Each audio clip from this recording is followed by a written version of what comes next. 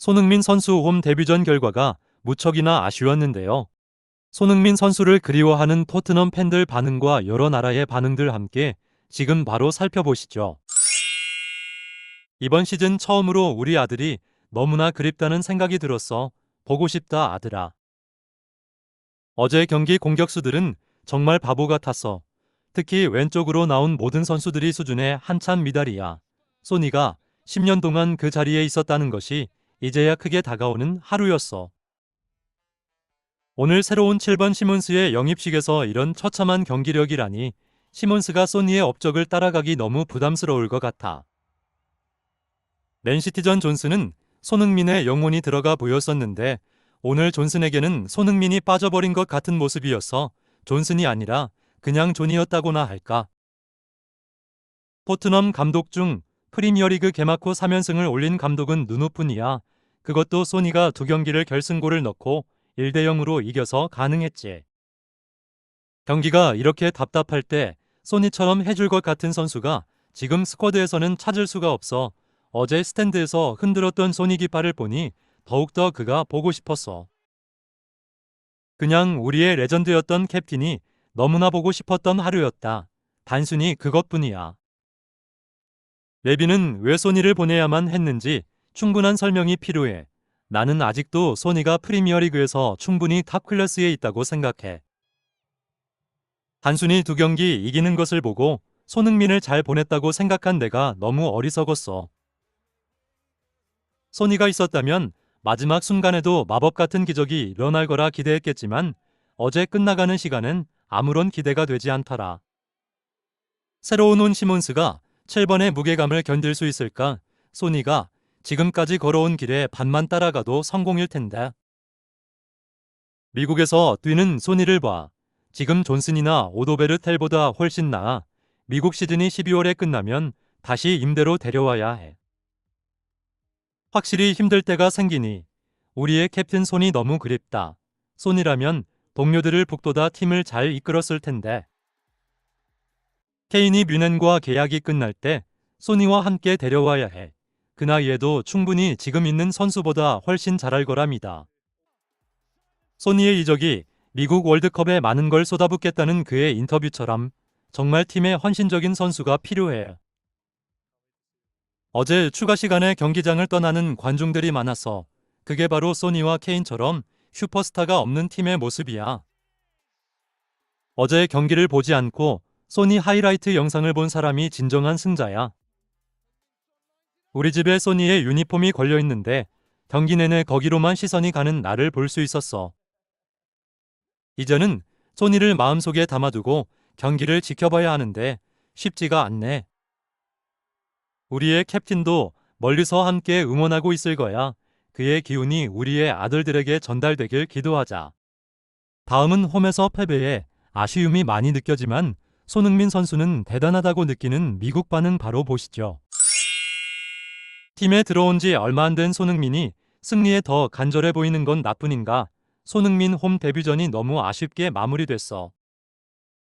손흥민 혼자 고군분투하는 모습이 너무 안쓰럽다. 팀이 문제지 손흥민의 문제가 아니야.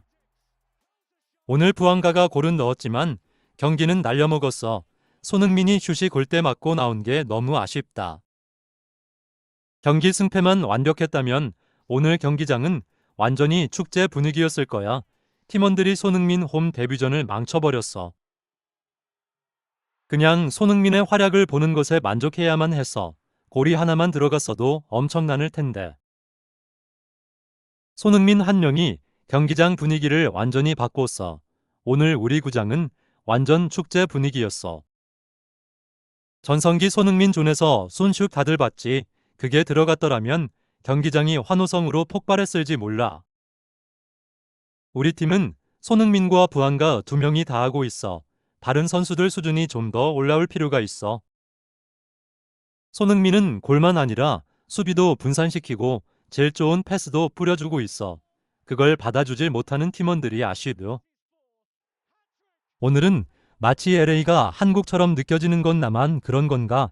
손흥민의 임기는 정말 놀라울 정도로 대단해. 그가 왜 한국의 데이비드 베컴이라 불리는지 알겠어.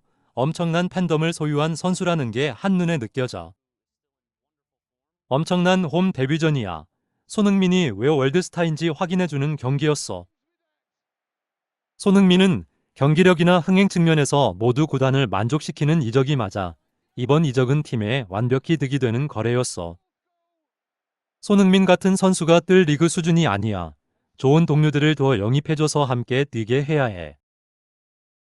손흥민이 인터뷰했던 말처럼 메시와 함께 경기하는 모습을 보고 싶어. 진정한 월드스타 대 월드스타의 대결이 될 텐데. 이렇게 많은 홈 관중들 속에서 그는 하나도 긴장하는 모습이 아니었어. 이 정도는 그의 커리어에 비하면 아무것도 아닐 거야.